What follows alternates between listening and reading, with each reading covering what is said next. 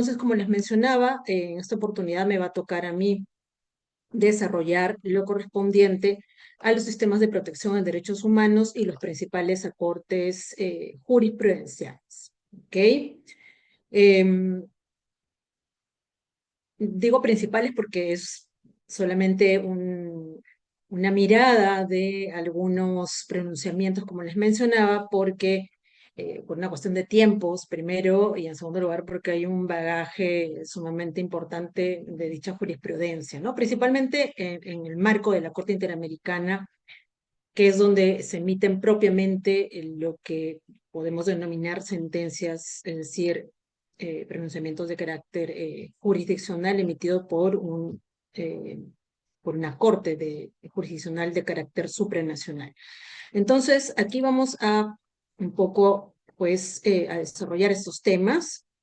Como en otras oportunidades, yo lo que hago es poder unir alguno de ellos, en tanto están relacionados uno a otros, para poder, en este caso, culminar con algunas referencias, algunas temáticas respecto de las cuales hay un particular interés eh, en la comunidad internacional, por decirlo de algún modo, y principalmente devenido de estos sistemas internacionales de protección. ¿Okay? Entonces vamos a comenzar por unos alcances en relación al sistema de protección en general, luego vamos a ir por el sistema universal, y de ahí vamos a adentrarnos al sistema regional, un poco ahí haciendo también una referencia en torno a lo que supone el sistema europeo, y lo vamos a conectar después con el sistema interamericano, respecto del cual vamos a destinar un mayor tiempo, en la medida que, como les mencionaba,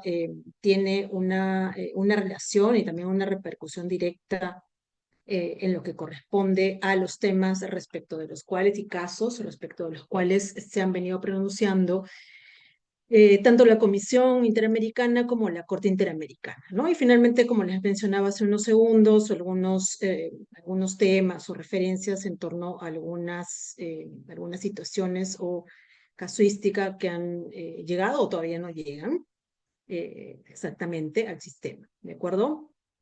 Y cómo esto obviamente tiene un impacto en nosotros como Estado peruano, ¿no? Entonces, primero, como les mencionaba, quisiera compartir con ustedes algunas premisas de las cuales debemos partir cuando estamos en el marco de los sistemas de protección internacional de derechos humanos, ¿de acuerdo?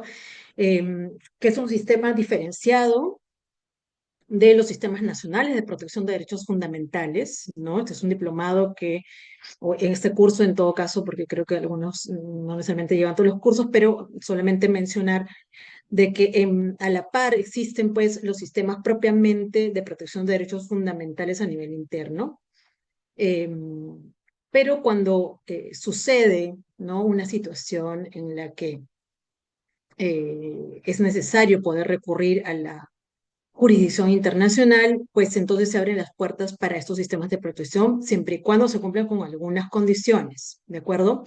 Ahora, vamos a ir un poco justamente haciendo alusión a estas, ¿no? Y por eso le llamo premisas para poder un poco ahí entender qué presupuestos se juegan. Y yo le he puesto acá el SIT en tanto es eh, perdón, los acrónimos o el reductivo de lo que es sistemas internacionales de derechos humanos, ¿de acuerdo? Pero ¿cuáles son estos presupuestos? Primero, el consentimiento estatal cuando estamos hablando de tratados en materia de derechos humanos, ¿ok? Porque luego vamos a hacer una diferenciación en torno a lo que supone dentro del sistema universal los mecanismos extraconvencionales y de otro lado los convencionales. Pero en cuanto al tema de los tratados, que son, digamos, eh, las fuentes de derecho en el marco del derecho internacional de los derechos humanos, una fuente importante. ¿Okay? De hecho, nosotros hemos suscrito como Estado y ratificado varios de ellos, casi todos, en materia de derechos humanos, tanto en el ámbito universal, es decir, lo que deviene de la Organización de Naciones Unidas, y también los que devienen del sistema interamericano. Entonces, ¿qué hay de por medio allí? Que el Estado es quien propiamente, son de una evaluación seguramente previa, decidió ratificar un tratado específico. ¿Ok? Entonces, el Estado, por ejemplo, peruano decidió ratificar el Pacto Internacional de Derechos Civiles y Políticos, decidió ratificar y ser parte de la Convención de no Pará, decidió ser parte de la Convención Americana sobre Derechos Humanos. A eso nos estamos refiriendo con el tema del consentimiento estatal. ¿Eso qué quiere decir? Y esto, digamos, forma parte también de premisas que el derecho internacional de los derechos humanos comparte con el derecho internacional público, ¿no? En tanto el derecho internacional público es lo genérico, el DIDH es una rama del DIP, y justamente comparten este punto, ¿no? El hecho de que son los estados quienes voluntariamente, perdón, deciden ratificar un tratado, y cuando deciden esto, entonces están asumiendo compromisos internacionales que les son obligatorios, porque lo que está finalmente aceptando es de que todas esas disposiciones que forman parte del tratado finalmente les sean exigibles, ¿de acuerdo? ¿Por qué? Porque son vinculantes para el Estado. ¿Ok? Entonces, primero eso. Entonces, cuando el Estado decide, en virtud de su consentimiento estatal, se obliga a lo que el tratado que ha ratificado ha dispuesto, en todos los artículos que forman parte del mismo. ¿De acuerdo? Luego, y otra idea sumamente importante, el tema de la subsidiariedad, que va justamente de la mano, o es igual, digamos, con el principio de complementariedad. ¿Ok? Es un sistema que, si bien es cierto, coexiste con el nacional. La particularidad es de que son sistemas que son complementarios al derecho nacional. Es decir, no los reemplazan. O sea, no es que la persona, por más que se haya visto afectada en un derecho humano, tiene la posibilidad siempre y en todos los casos de elegir a cuál recurrir, o me voy al nacional o me voy al internacional. No funciona de esa manera, ¿ok? ¿Y eso por qué? Porque lo que se le exige a la persona o al grupo de personas que se sienten vulnerados en sus derechos humanos, tengan que recurrir primero a la jurisdicción interna, es decir, a la sede nacional, a sus órganos de administración de justicia, ¿de acuerdo? Para poder ante ellos hacer valer los derechos que considera habérsele vulnerado.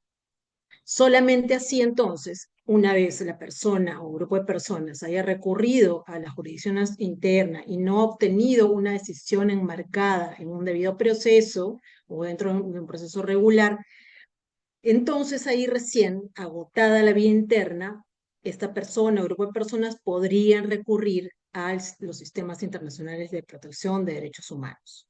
¿De acuerdo? ¿Por qué? ¿Cuál es la lógica detrás de esto? De que son los estados los obligados a cumplir con la normativa relacionada al derecho internacional de los derechos humanos, principalmente los tratados y también, obviamente, otras fuentes como le pueden ser la jurisprudencia. ¿Ok? Entonces, cuando sucede esto, eh, son los estados los primeros llamados a poder pronunciarse con relación a esa situación, investigarlo y eventualmente sancionar a los responsables de tal vulneración.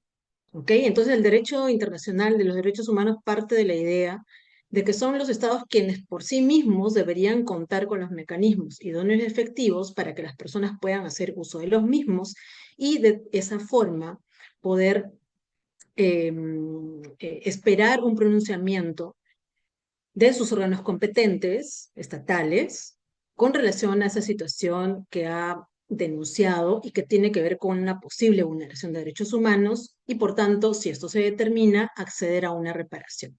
Entonces, es el Estado, como les mencionaba, el llamado a realizar esto. Entonces, por eso es subsidiario, ¿no? El Estado lo hace primero, tendría que hacerlo primero, y después, y solamente así, la persona puede recurrir a los órganos internacionales de protección de derechos humanos. ¿Qué otros, o estos presupuestos que acabo yo de mencionar, están replicados incluso en la Constitución, ¿no? Que nos dice allí también agotar la jurisdicción interna, quienes se consideren lesionados en sus derechos pueden recurrir a los tribunales o órganos internacionales. Entonces, también la normativa constitucional está yendo en consonancia con las reglas establecidas a nivel del derecho internacional de los derechos humanos, y de la misma manera el 122, y ahí se me pasó a poner, que es del Código Procesal Constitucional, donde también menciona allí de que los organismos internacionales a los cuales se puede recurrir ante alguna lesión de derechos reconocidos en la Constitución o en los tratados sobre derechos humanos son, y ahí incluye un listado o una ejemplificación de cuáles serían estos organismos, ¿ok? No, no son todos, hay otros más, eh, porque allí precisamente se precisa de que, a ver, pueden ser el Comité de Derechos Humanos, la Comisión Interamericana y aquellos otros que se constituyan en el futuro y que sean aprobados por los tratados que obligan al Estado. Entonces, ¿qué me obliga a mí como persona, un grupo de personas, el poder, pues, evidenciar o revisar cuáles de estos tratados en materia de derechos humanos cuentan con un órgano supervisor y de protección que ha sido creado por el tratado concernido y respecto del cual el Estado decidió ratificar?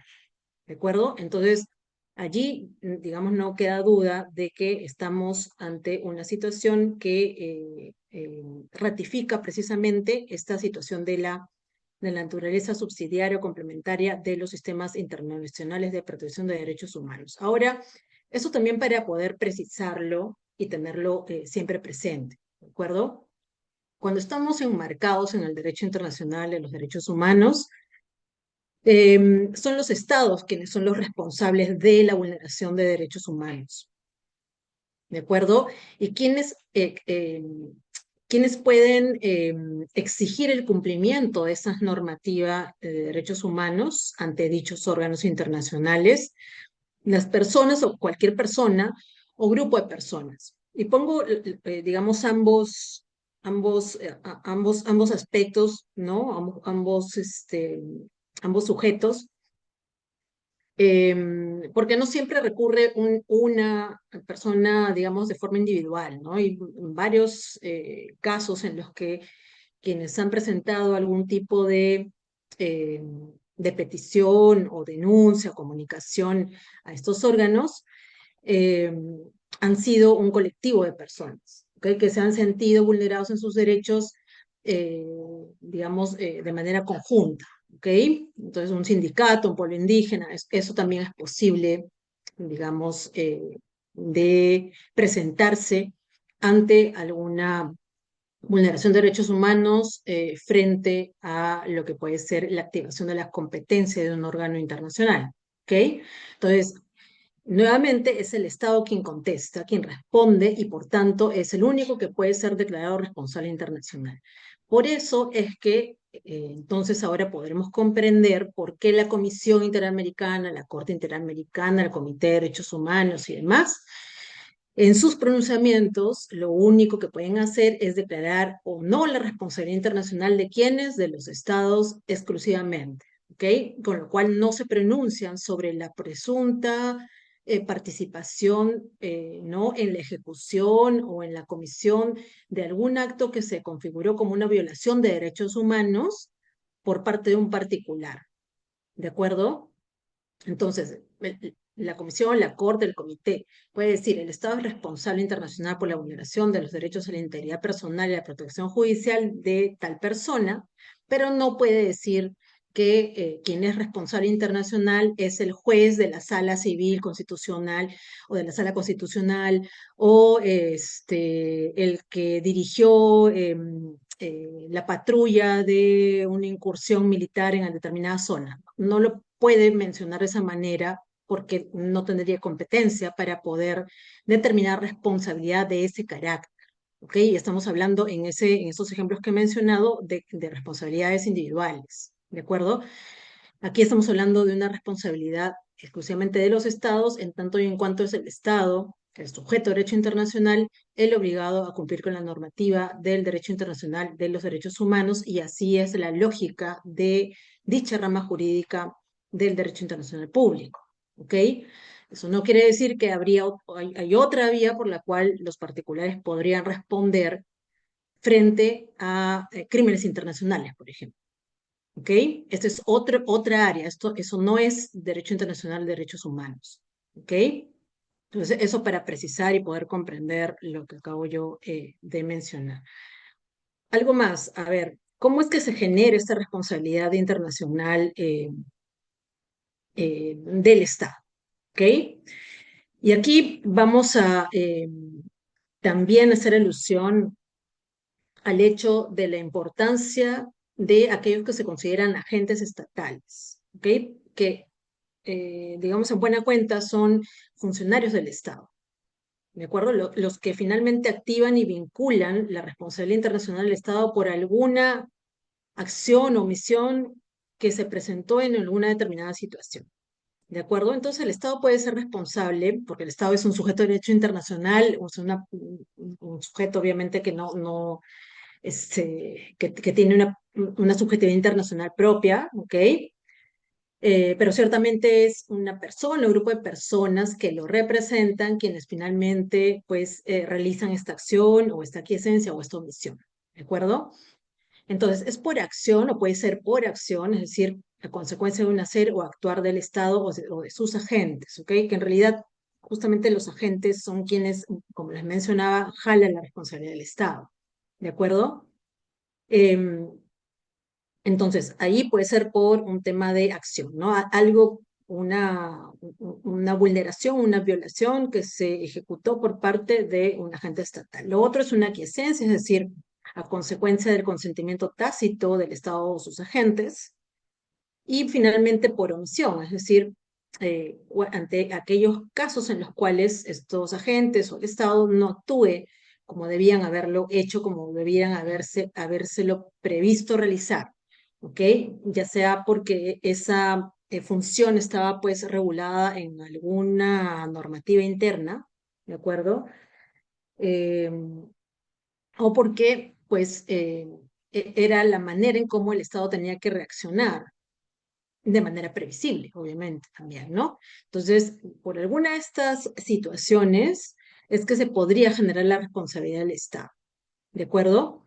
Entonces, por ejemplo, en el tema del consentimiento tácito, ¿no? O también en el tema de la omisión podría darse esta situación en el que a sabiendas de que el Estado, y esto es de manera obviamente sustentada, ¿no? De que el Estado, ¿no? O los órganos competentes del Estado conocían, por ejemplo, de que en determinada zona del país estaba produciendo un manejo inadecuado de relaves tóxicos en una comunidad, no actuó de acuerdo a lo que se podía haber previsto en torno a las competencias que le corresponde a algún órgano especializado y técnico en la materia, ¿no? Entonces, simplemente no lo hizo y no activó los mecanismos necesarios para poder, pues, también iniciar, por ejemplo, algún proceso administrativo sancionador, ¿no?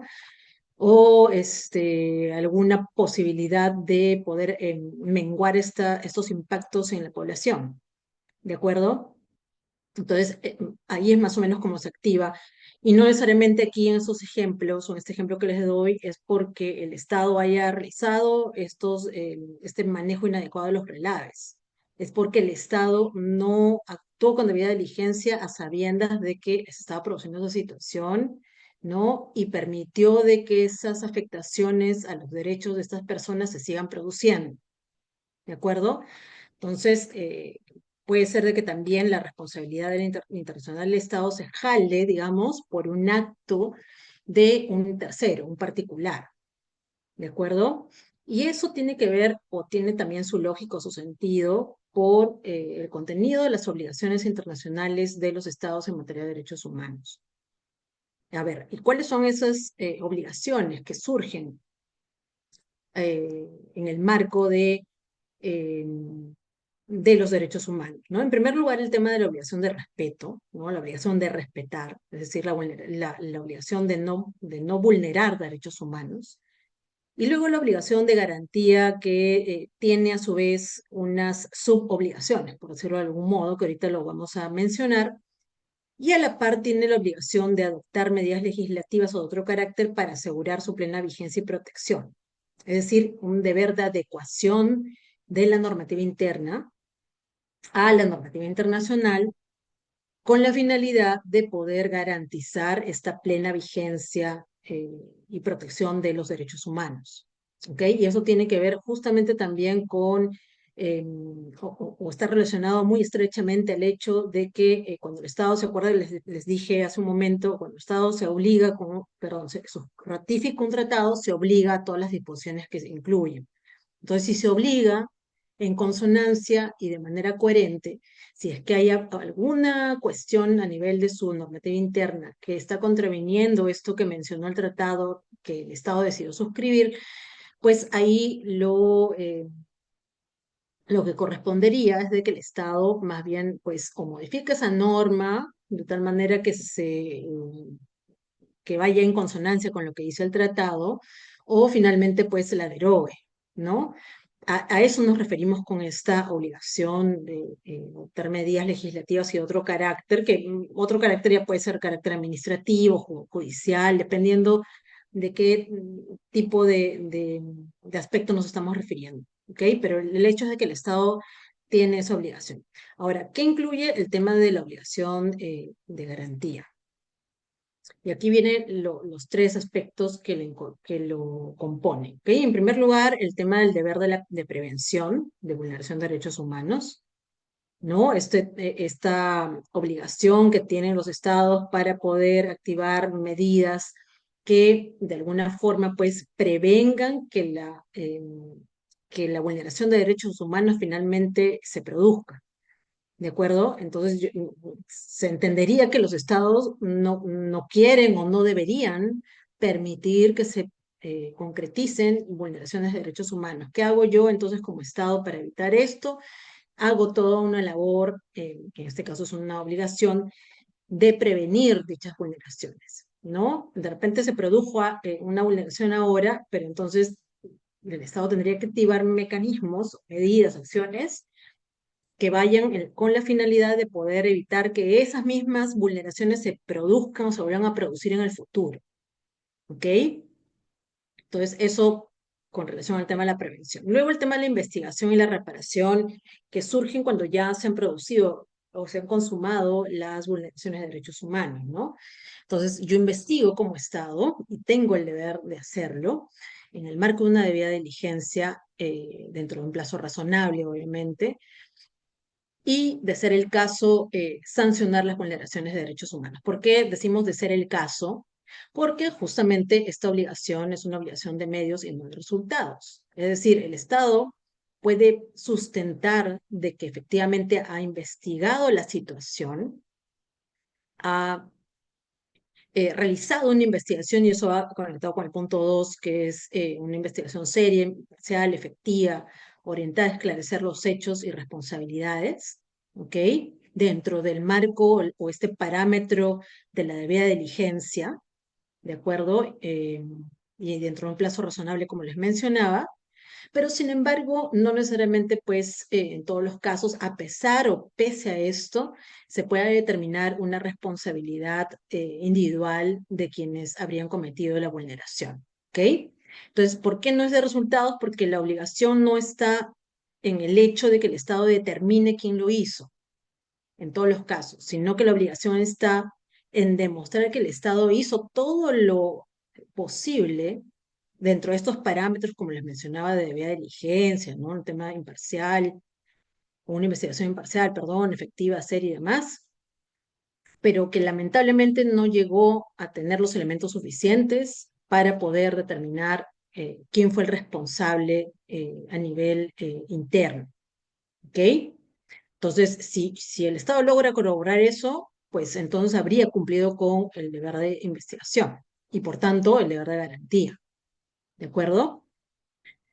A ver, y finalmente el tema del deber de reparar integralmente, que es justamente una consecuencia de la realización de un acto ilícito internacional, que en este caso sería la vulneración de derechos humanos. ¿Ok? Entonces eso también forma parte del deber de garantía de los estados. Entonces tenemos el respeto, la garantía, y dentro de la garantía estos tres, y en adición el tema de la obligación de adecuar el ordenamiento interno. ¿Ok? Esto está ya plenamente desarrollado, ¿no? En la jurisprudencia de la Corte, incluso desde el primer caso que la Corte resolvió, que es el Velázquez Rodríguez contra eh, ante la Corte, perdón, el primer caso, como les mencionaba, en el cual se determinó allí el tema de la prevención, la investigación y la reparación. ¿De acuerdo? Y eso se va a replicar en varios otros casos, ¿no? Si ustedes revisan ahí la jurisprudencia, ahí lo van a encontrar. Ahora vamos a entrar precisamente a los sistemas internacionales de protección de derechos humanos, ¿ok? Ya hemos visto los presupuestos, hemos visto las obligaciones de derechos humanos, y ahora entonces vamos a hacer una alusión directa a los sistemas de protección de derechos humanos, ¿ok? Entonces, aquí en este cuadro ustedes van a ver de que estamos ante dos grandes sistemas, ¿ok? El universal y a la par los sistemas regionales. Dentro del universal están varios mecanismos que ahora vamos a pasar a señalar y están adscritos a la la Organización de Naciones Unidas, la ONU. ¿Okay? Entonces, cuando vean ONU, Sistema Universal,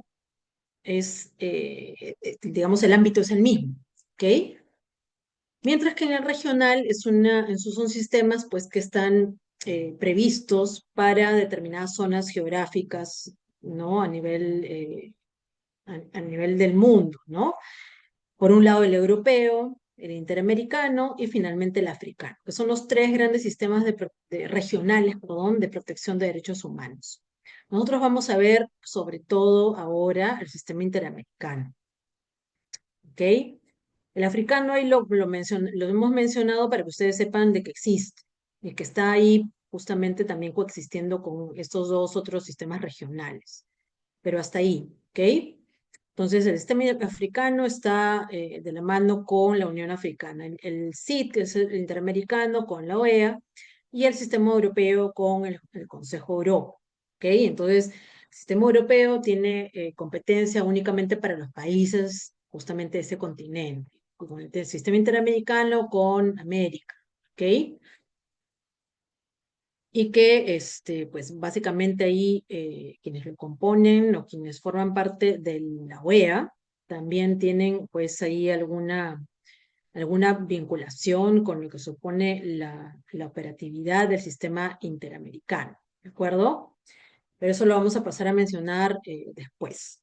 Entonces vamos a comenzar por el sistema interamericano, ¿ok? Perdón, con el sistema universal. El sistema universal está compuesto por dos subsistemas, ¿no? Que también son llamados mecanismos de carácter convencional y de carácter extraconvencional, ¿ok? Ahora vamos a ver la distinción entre ambos sistemas. A ver,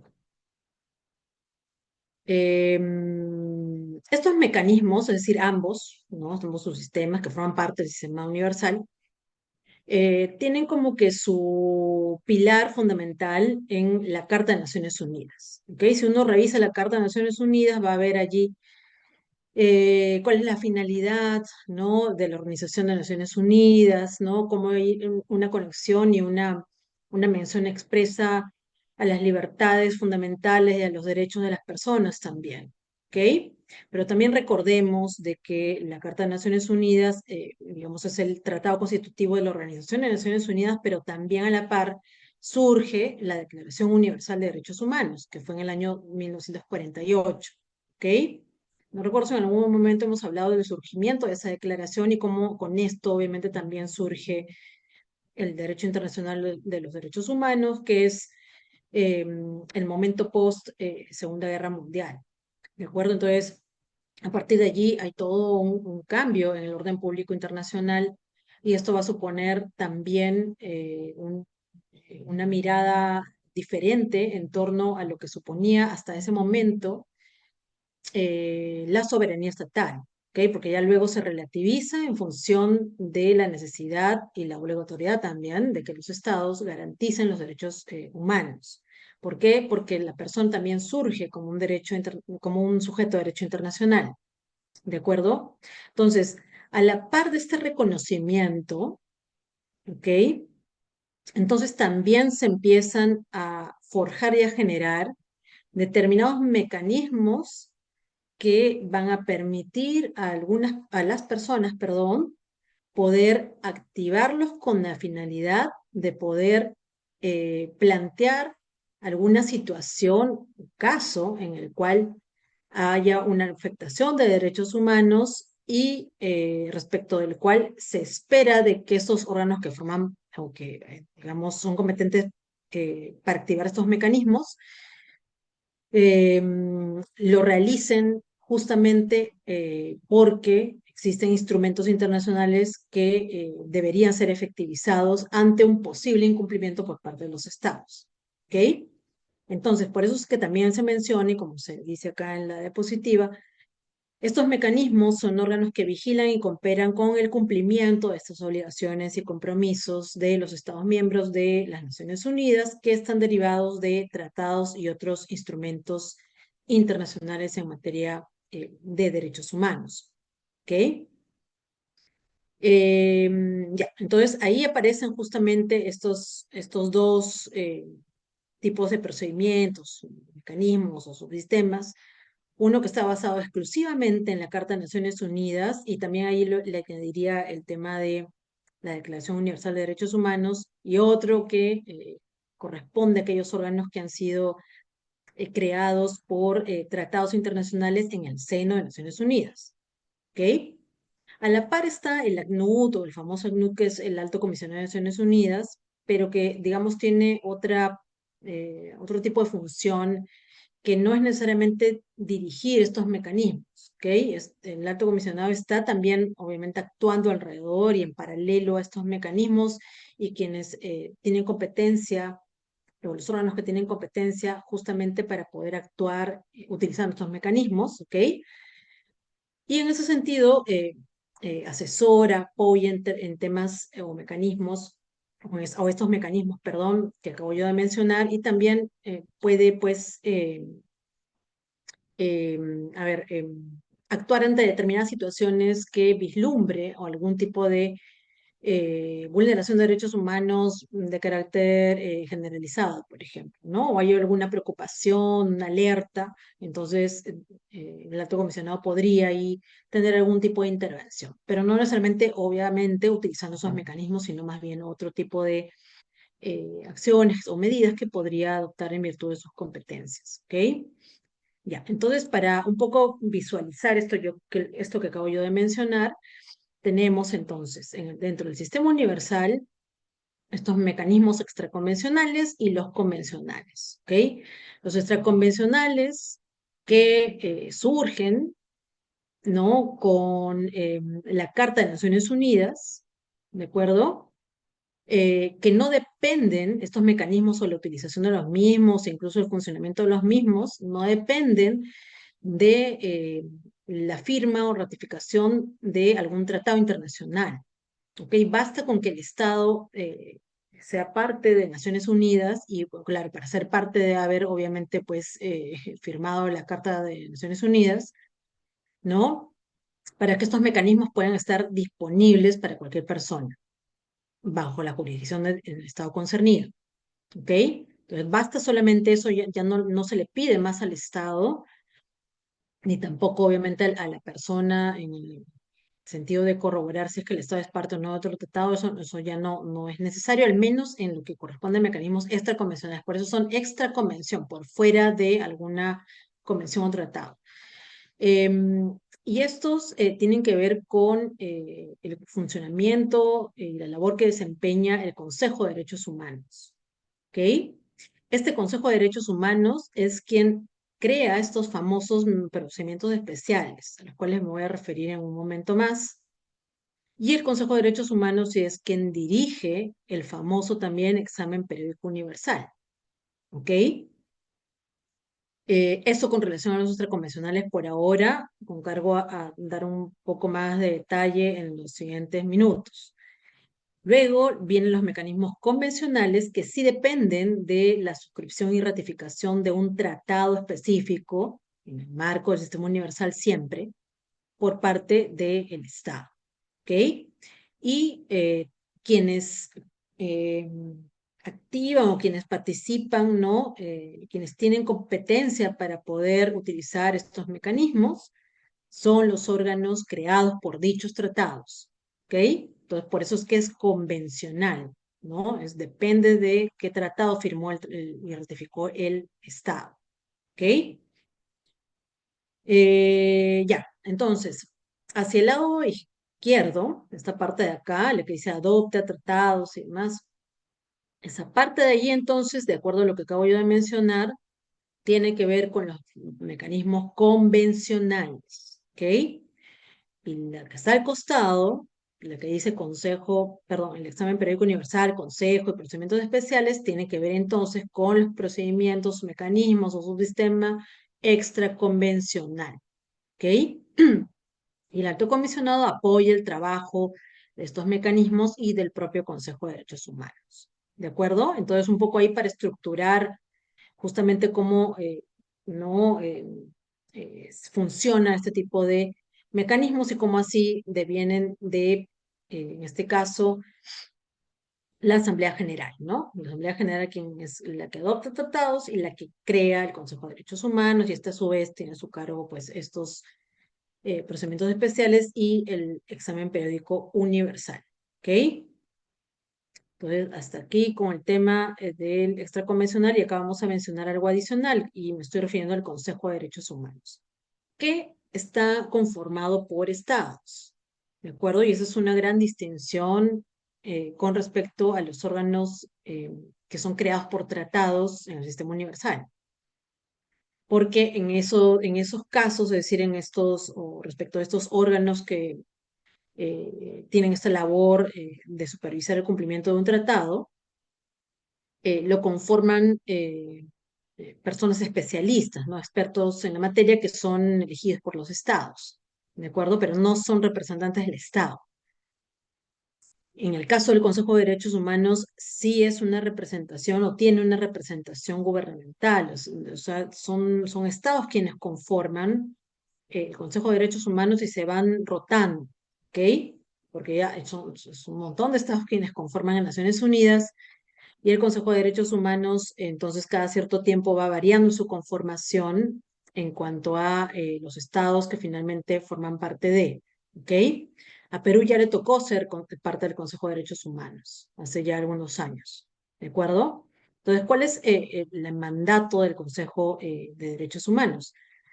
Promoverá el pleno cumplimiento de las obligaciones en materia de derechos humanos que han sido contraídas por los estados, formula recomendaciones a la Asamblea General para seguir desarrollando lo concerniente a los derechos humanos y realiza el examen periódico universal sobre el cumplimiento de cada Estado con relación a las obligaciones que éste tiene en materia de derechos humanos. ¿Okay? Esos son como que los puntos clave que al menos a nosotros en este momento nos interesa poder explicitar, ¿ok? Respecto de el funcionamiento del Consejo de Derechos Humanos, ¿ok? Ahora, esta es una alusión al famoso examen periódico universal, el denominado EPO, ¿ok? No sé si alguno de ustedes lo ha escuchado, pero digamos, es parte justamente de estos mecanismos eh, y que funciona, ¿no? De manera periódica, como dice su nombre, para los estados, ¿ok? Entonces son un Consejo de Derechos Humanos utilizando el EPU que conforma o está conformado por estados y que se pronuncia sobre la situación de derechos humanos de otros estados, ¿ok? Entonces, este proceso, es decir, el EPU, eh, lo que hace es revisar bajo determinado este periodo que el mismo Consejo de Derechos Humanos determina, a estos 193 Estados miembros. Obviamente no lo va a hacer en paralelo, tiene ahí su ciclo de rotación, ¿no? Que eso ya depende de más o menos el funcionamiento y la organización que finalmente el Consejo de Derechos Humanos tiene. Pero finalmente lo que importa aquí es poder mencionar de que este EPO se basa en los informes que los estados le proporcionen al Consejo de Derechos Humanos. ¿Ok? Y también lo propio pueden realizar las ONGs o la sociedad civil o otros actores, ¿no? Que estén interesados en proporcionar información al Consejo de Derechos Humanos cuando le toque realizar este EPO. ¿Ok? Entonces, el Estado de todas maneras tiene que dar la información y siempre, porque esto sucede de esa manera, la sociedad civil también se hace presente alcanzando la información que considere pertinente para que sea considerada por este grupo de trabajo del Consejo de Derechos Humanos que se dedica precisamente a realizar este EPO. ¿Ok? Entonces se realizan discusiones interactivas también 3 veces al año. Obviamente ahí son varios países en cada una de esas 3 oportunidades, como les mencionaba, ¿de acuerdo?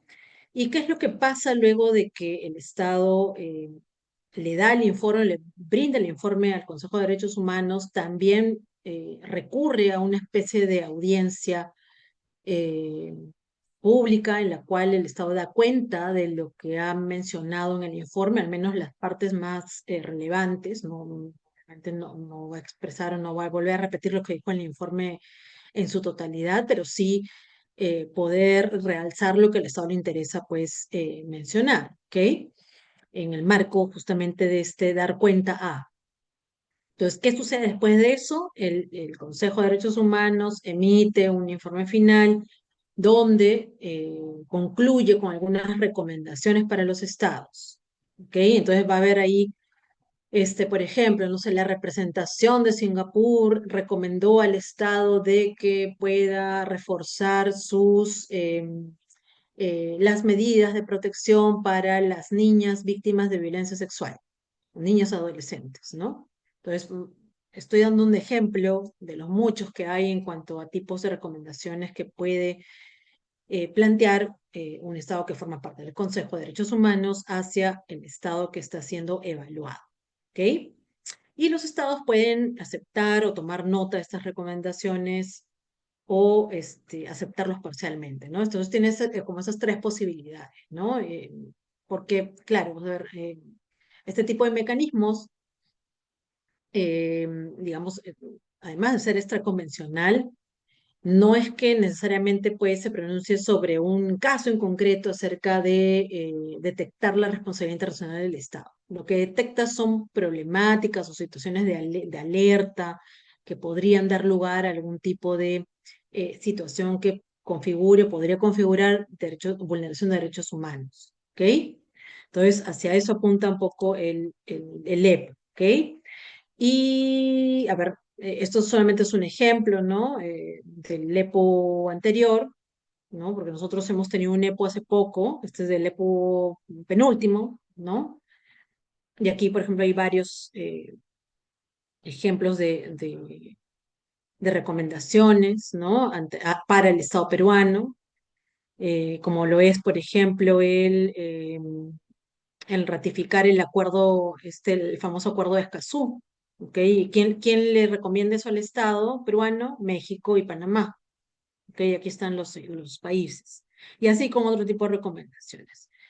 Y finalmente, el último que hemos tenido el año 2023, en febrero, donde se han emitido 203 recomendaciones para el Estado, 190 aceptadas por Perú, 8 parcialmente aceptadas y una de las cuales toma nota, es decir, lo considera, pero pues no necesariamente lo va a hacer eh, lo que correspondería para poder atender esa recomendación.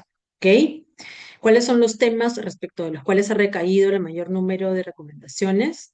Género y derechos de las mujeres, investigación de denuncias en el marco de protestas sociales y lucha contra la corrupción y delincuencia transnacional.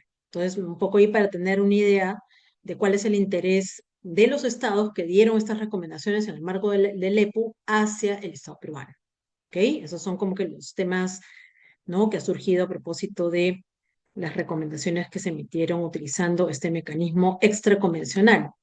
Y finalmente el otro mecanismo extraconvencional, que son los procedimientos especiales, que han sido nombrados o creados por el Consejo de Derechos Humanos, y que son los denominados relatores especiales o grupos de trabajo, ¿ok? Expertos independientes también.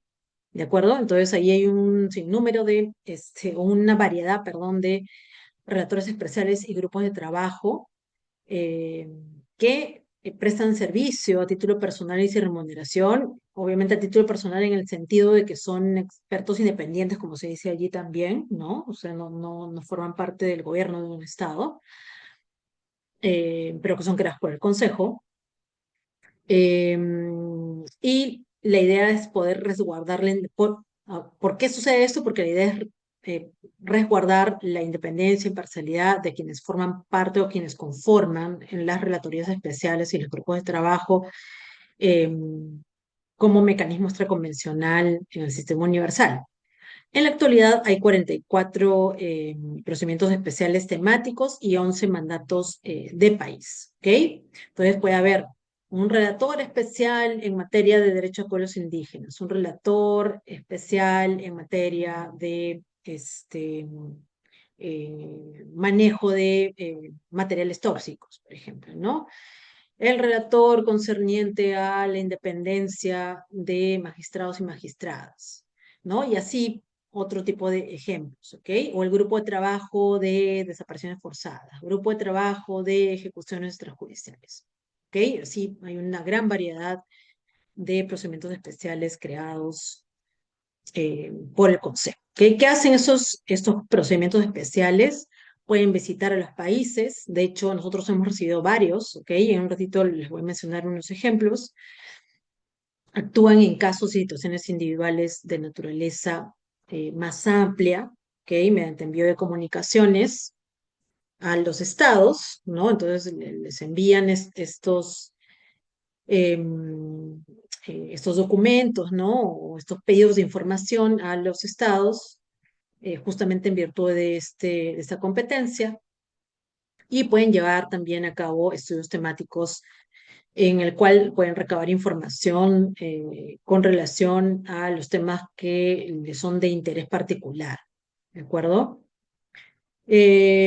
Ok, entonces en cuanto a las visitas de países, que es como que eh, lo más llamativo, podría decirse, y también quizás lo más conocido en torno a la labor de estos relatores o grupos de trabajo, ¿ok?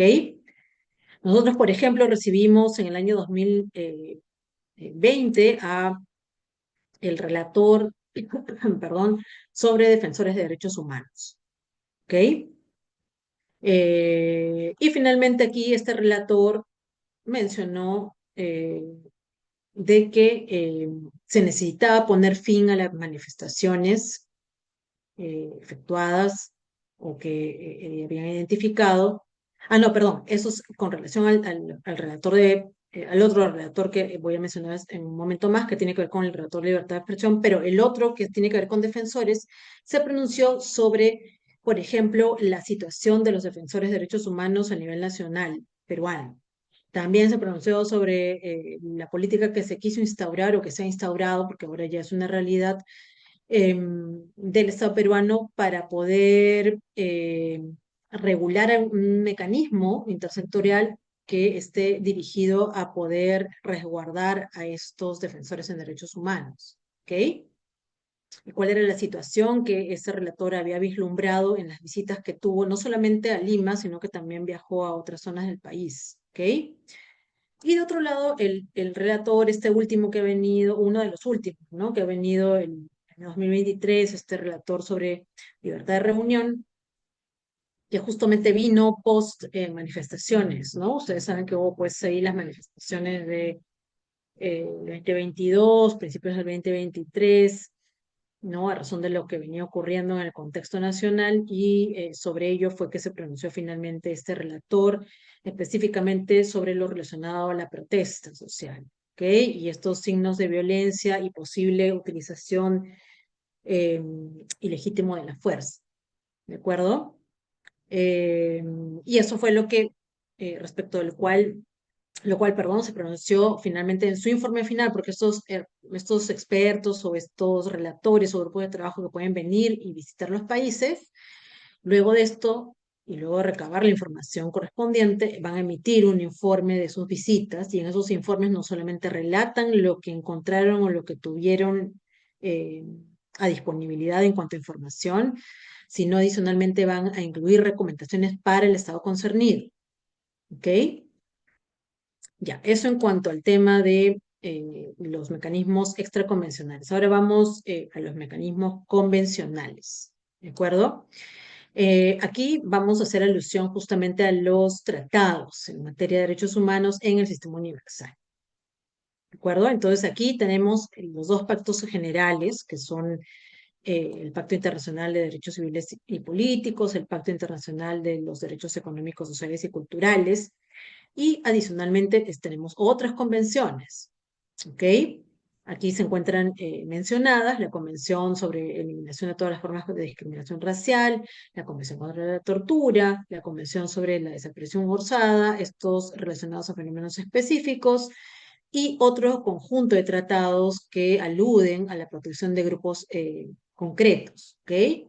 Estamos hablando acá de la CEDAW, por sus siglas en inglés, como cotidianamente se la conoce a nivel de la academia, pero que me estoy refiriendo yo aquí a la Convención Internacional sobre la Eliminación de todas las formas de discriminación contra la mujer, la Convención de los Derechos del Niño, la Convención de los Trabajadores Migratorios y finalmente la Convención sobre los Derechos de Personas con Discapacidades. ¿Ok? Entonces, todo esto forma el bagaje de tratados que conforman los llamados mecanismos convencionales en el sistema universal.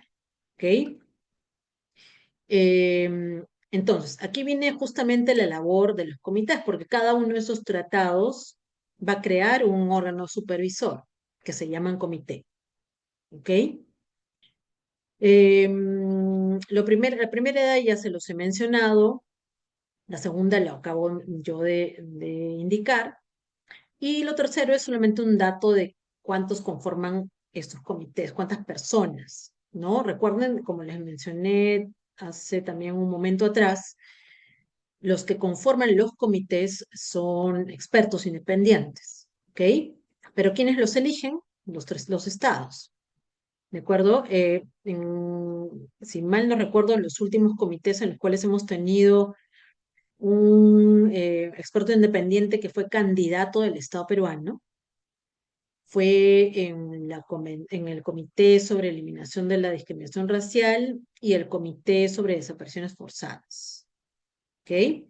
Ahí tuvimos dos representantes peruanos en el seno de estos comités, ¿de acuerdo? Pero así como el Estado peruano presenta sus candidatos, también otros estados lo hacen y los estados mismos votan para poder elegir quiénes finalmente van a conformar estos comités, ¿ok? Entonces, un poco ahí para poder hacer una conexión en resumen. Hay un tratado de supervisión eh, hay un órgano de tratado, ¿okay? Que es creado obviamente por, valga la redundancia, por el tratado correspondiente, y ese órgano de tratado supervisa un tratado específico, que es el tratado que finalmente creó ese órgano, ¿okay? Entonces, tenemos de un lado el Comité de Derechos Humanos, al costado del Pacto Internacional de Derechos Civiles y Políticos, y acá también está su protocolo facultativo, ¿ok? De igual manera con las otras convenciones, ¿okay? Cada uno tiene su comité, el comité de la CEDAW, el comité de la Convención contra la Tortura, el comité de los derechos del niño, el comité de las personas, de los derechos de las personas o trabajadores migratorios y así con todos los demás, ¿ok? Entonces, estos comités van a tener diversas funciones, pero no necesariamente todos tienen estas cuatro, ¿ok? Y eso va a depender de lo que el tratado ha dispuesto como función del comité que ha creado. Y eso solamente uno lo puede, digamos, notar cuando vamos directamente al tratado correspondiente, ¿ok? En todos ellos sí que hay una labor de estos comités de realizar estos informes periódicos, ¿ok? Que tiene que ver con el hecho de que los estados le informen periódicamente a estos órganos de protección, es decir, a este comité, ¿ok? Cómo es que el estado está cumpliendo con lo que ha dispuesto ese tratado específico.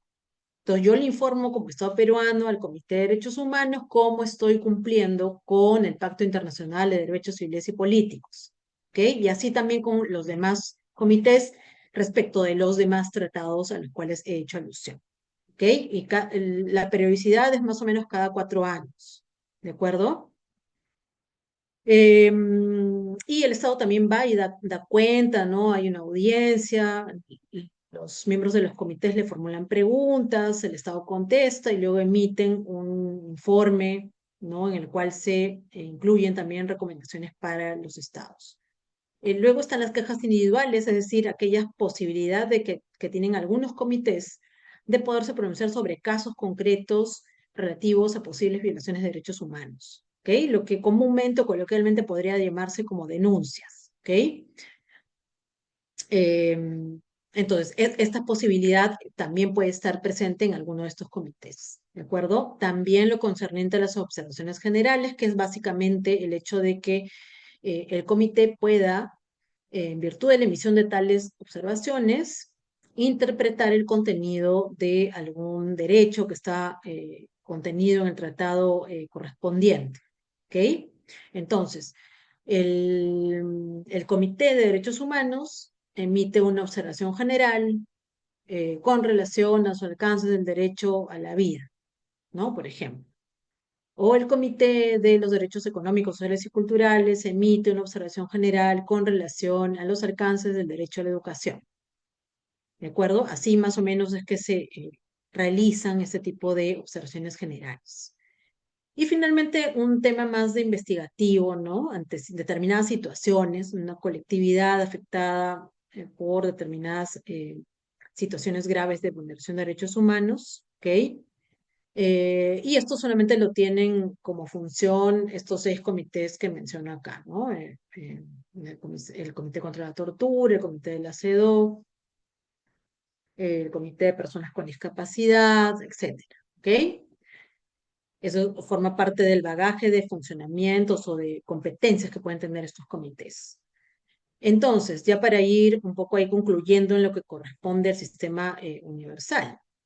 Entonces tenemos ahí el examen periódico universal, que es de tipo intergubernamental, ¿no? Que deviene del Consejo de Derechos Humanos o está a cargo del Consejo de Derechos Humanos y emite informes en el marco del EP, ¿ok? Los procedimientos especiales, conformados por expertos independientes, que han sido creados por el Consejo de Derechos Humanos y cuyas funciones principales pueden ser las visitas y o las quejas individuales. Y finalmente, los órganos de tratado, que son los mecanismos convencionales, también formados por expertos independientes, elegidos por los estados, cuyo mandato se encuentra circunscrito a lo que dice el tratado que los creó, ¿ok?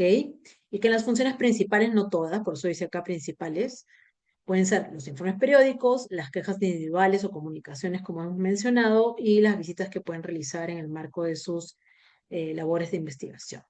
Todos estos mecanismos finalmente lo que hacen es emitir recomendaciones para el Estado. ¿De acuerdo? A ver, esto solamente para poder conectarlo con cómo el Tribunal Constitucional, en este caso, considera estos pronunciamientos del Comité de Derechos Humanos, ¿no? Que es uno de los comités, ¿ok? Ya hemos visto segundos atrás que hay otros comités también, pero les he puesto este extracto, digamos, por lo que representa esta afirmación que hace el tribunal en un caso un poco ya antiguo, pero no, todavía no hay un pronunciamiento, al menos que haya contravenido lo que en su momento lo mencionó el tribunal, que es el hecho de aceptar de que el pronunciamiento de este comité, ¿no? Tiene en sí mismos los alcances de una sentencia internacional definitiva al que al Estado eh,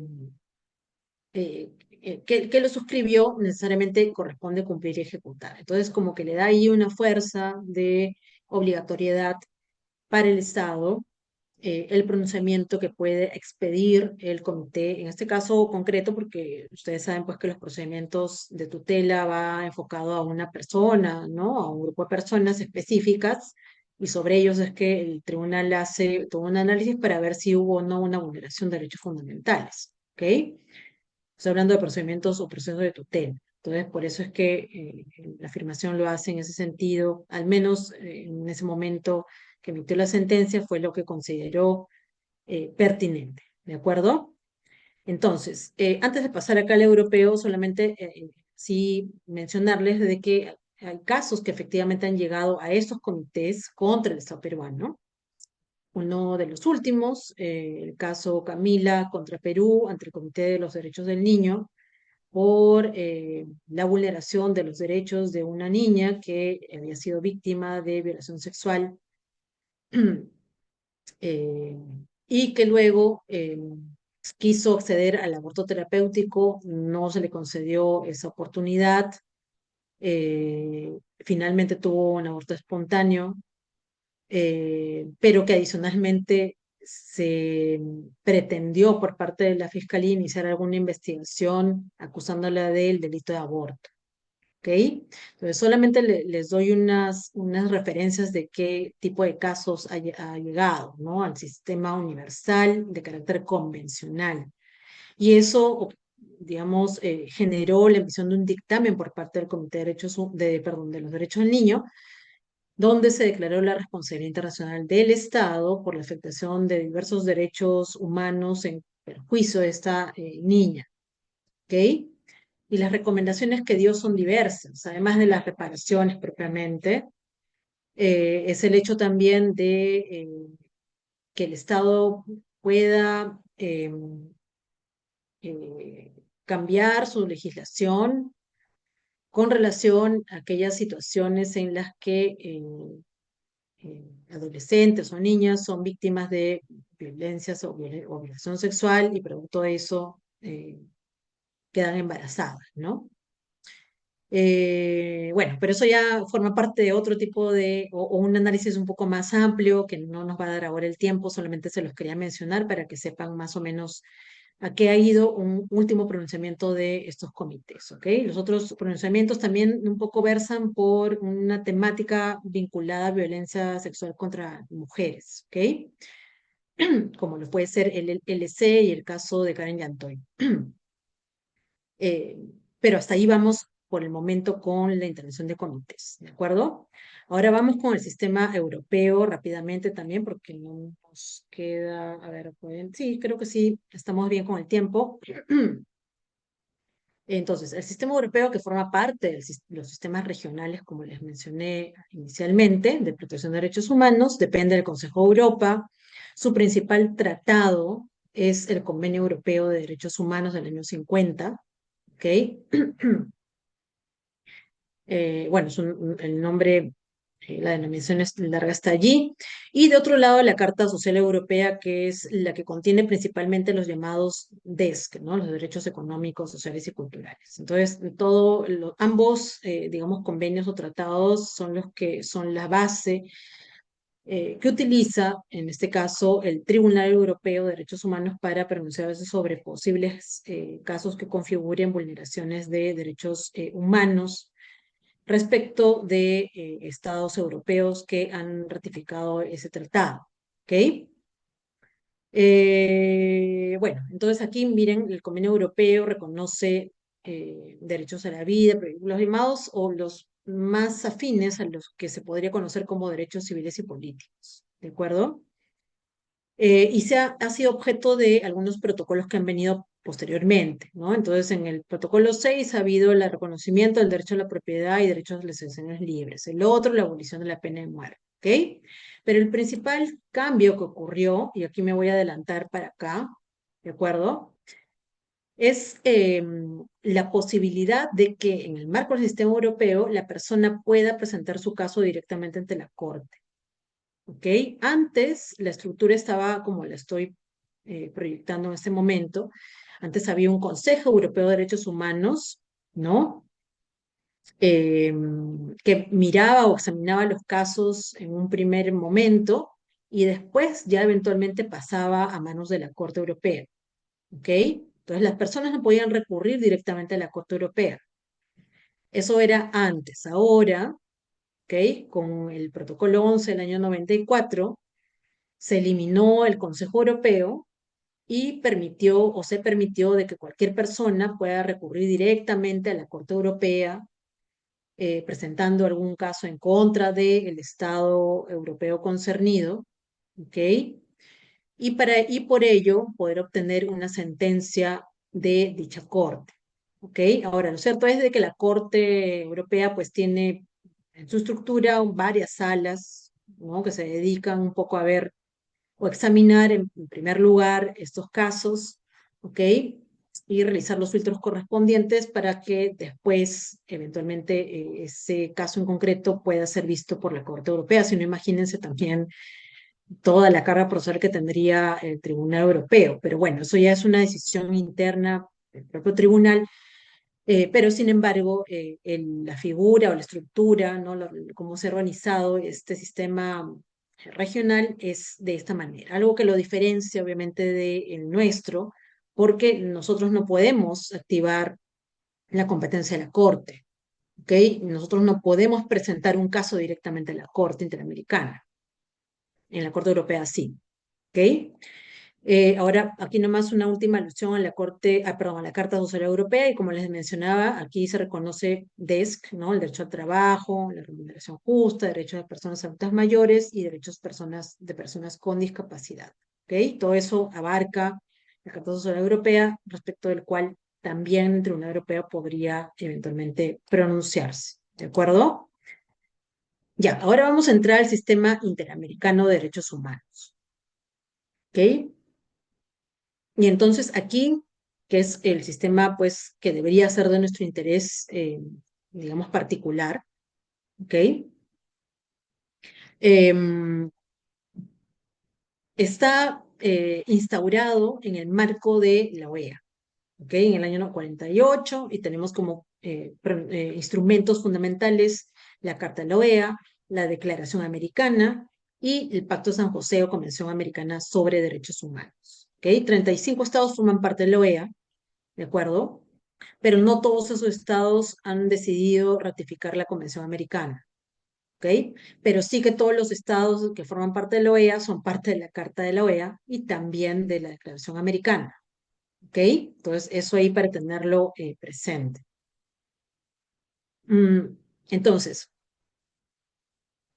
esta convención, el Pacto de San José, fue aprobada en el año 69 y para nosotros, para el Perú, entró en vigor en el año 78. ¿Okay? Algunos años después el Estado decidió ratificarlo, pero desde ese año en adelante y hasta la actualidad somos parte de ese tratado. ¿Quiénes más son estados partes? Ahí hay una lista, ¿no? Perdón, de estados que forman parte de, y ahí está también el estado peruano. ¿Ok? Ciertamente el tratado, es decir, la convención tiene una figura que se llama denuncia del tratado, es decir, en términos simples, la posibilidad de que el Estado pueda decidir eventualmente dejar de ser parte de, pero eso tiene un procedimiento, todo un trámite a seguir y que no tiene un efecto inmediato, ¿de acuerdo? Y así es como lo tiene establecido la propia Convención Americana. No podríamos contravenir lo que el propio tratado ha previsto en torno a eso. ¿De acuerdo? Ahora, otros tratados internacionales interamericanos son estos. El único que no ha firmado y ratificado el Perú es el segundo, pero todos los demás sí. ¿Ok? Entonces somos parte del Protocolo de San Salvador, que básicamente se pronuncia sobre DESC, Derechos Económicos, Sociales y Culturales. Somos parte de la Convención Interamericana para Prevenir y Sancionar la Tortura, de la Convención Belén do Pará, de la Convención Interamericana sobre Desaparición Forzada, de la Convención Interamericana para la eliminación de todas las formas de discriminación contra personas con discapacidad y finalmente, que fue la última convención que hemos firmado justamente en tiempos de pandemia, el Estado decidió ratificar la Convención Interamericana para la Protección de los Derechos Humanos de las Personas Mayores. ¿ok? Entonces somos parte de ese tratado y por tanto eso es de obligatorio cumplimiento para el Estado, ¿de acuerdo? Ahora, entre los órganos que conforman parte de este sistema, ¿ok? Acá creo que me voy a ir directamente, sí, me voy a ir directamente a estos órganos, ¿ok? De un lado tenemos a la Comisión Interamericana de Derechos Humanos, ¿ok? Y esta comisión tiene diversas funciones. Quizás algunos la conocen más por la labor que desarrolla en el marco de la evaluación de peticiones, es decir, de casos, pero no es lo único que hace la comisión. ¿Ok? De hecho, la comisión es un órgano principal de la OEA. ¿Eso qué quiere decir? De que su existencia, el funcionamiento, no depende del Pacto de San José o de la Convención Americana. Lo que hace la convención es especificar o detallar algunos otros procesos o procedimientos, mecanismos que puede tener a cargo. ¿Ok? Pero eso no quiere decir de que si un Estado decidió no ratificar la Convención Interamericana no tenga ningún tipo de competencia para actuar respecto a ese Estado. De hecho, lo hace, por ejemplo, con Estados Unidos y Canadá, que son los países que decidieron no ser parte de la convención o que solamente la firmaron, eh, pero no aceptaron la competencia de la Corte, por ejemplo, ¿no? Pero la comisión sí que puede intervenir con sus limitaciones, pero interviene, ¿ok? Entonces, ¿qué otras funciones tiene la comisión? Puede hacer una labor de monitoreo de la situación general de derechos humanos en los Estados miembros de la OEA. ¿Ok? Y en función de eso es que publica informes especiales y recomienda medidas específicas. ¿Ok? Em, entonces, en el marco de esto es que la Comisión, por ejemplo, ha emitido informes sobre temas de interés, ¿ok? Como pueden ser informes sobre pueblos indígenas en situación de aislamiento, informes sobre la situación de las personas LGTBIs, el informe sobre protesta social, etcétera. ¿Ok? Em, también a lo de la petición de casos lo dejo al final, ¿ok? Porque de ahí lo voy a conectar con uno de los mecanismos o con el desarrollo de ese mecanismo, ¿ok? También puede recibir, analizar medidas cautelares, ¿no? Puede en el marco de esto solicitarle al Estado que adopte medidas cautelares ante una situación de gravedad y urgencia que sea capaz de generar alguna vulneración de derechos humanos. Ante esas situaciones, la Comisión dice, como se ha corroborado estos requisitos, ¿no? Estas condiciones, entonces le pido al Estado que adopte medidas urgentes, ¿no? De cara a poder, por ejemplo, garantizar la vida e integridad de una población, ¿no? O brindarle una protección o seguridad personal, ¿no? O medidas que apunten a garantizar la integridad de una persona o de un grupo de personas, etcétera. ¿Ok? Eso es la medida cautelar. También puede celebrar audiencias y reuniones de trabajo. Y esto lo hace periódicamente la Comisión Interamericana, ¿no? En el marco de sus audiencias públicas, ¿ok? Puede llamar a los estados para que den cuenta sobre un tema específico. Lo ha hecho y lo sí va a seguir haciendo y lo sigue haciendo, de hecho, por ejemplo, respecto de eh, una última, por ejemplo, una de las últimas, ha sido para poder informar acerca de esta legislación que establece la prescripción de crímenes de lesa humanidad, porque tenía una conexión con el tema de la judicialización y la investigación y sanción eventual de aquellos responsables por ese tipo de vulneraciones, ¿ok? Y así puede llamar respecto de cualquier tema, ¿de acuerdo? También lo ha hecho, por ejemplo, con el tema de este, mm, qué es lo que el Estado ha venido realizando para poder garantizar el derecho a la libertad de expresión por parte de los medios de comunicación social. Y así, ¿no? Hay una diversidad de temáticas que si a alguno le interesa ver, toda esa información está en la página web de la Comisión Interamericana. ¿Ok? Luego también puede realizar visitas a países. De hecho, a nosotros nos ha visitado, también post protestas sociales del año 2022 y 2023, también ha sucedido eso, y esto salió en prensa, probablemente ustedes lo hayan escuchado, este famoso informe de la Comisión Interamericana, en la cual se pronuncia justamente sobre esas situaciones y emite una serie de recomendaciones para el Estado peruano. ¿Ok? Y presenta solicitudes de medidas provisionales a la Corte, ¿ok? Y también casos. Esto último en conexión o en seguimiento o en continuidad con lo que representa su competencia para analizar peticiones y casos, ¿ok? ¿Por qué lo digo? Porque cuando uno desea presentar al sistema interamericano un caso de vulneración de derechos humanos o posible vulneración de derechos humanos, yo tengo que presentar esto ante la Comisión Interamericana. La Comisión Interamericana tiene un procedimiento que está establecido en la Convención y en su reglamento para culminar con un informe de fondo. Y luego de eso, eventualmente, poder pasar el caso a la Corte. ¿Ok?